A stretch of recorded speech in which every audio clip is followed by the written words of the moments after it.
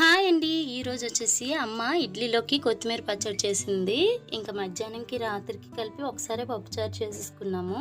ఈరోజు నూనె అయిపోయిందండి. నూనె అట శనివారంతో తెస్తాట శనట. మీరు ఇలాంటివి నమ్ముతారా? నేనైతే ఇలాంటివి నమ్ముదామన్నా నాకు గుర్తుండదు అనమాట. ఇవి వచ్చేసి పిల్లల కోసం వేపాను గవ్వలు, చాలా బాగా వచ్చాయి.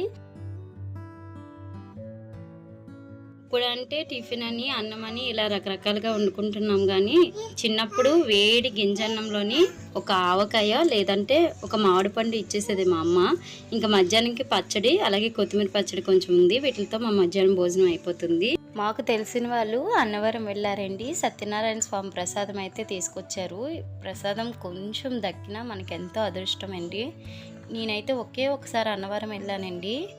ఈ ప్రసాదం అలాగే వైజాగ్ కనకమహాలక్ష్మి అమ్మవారి ప్రసాదం టేస్ట్ మాటల్లో అయితే చెప్పుకోలేము. చాలా చాలా బాగుంటుంది కదా.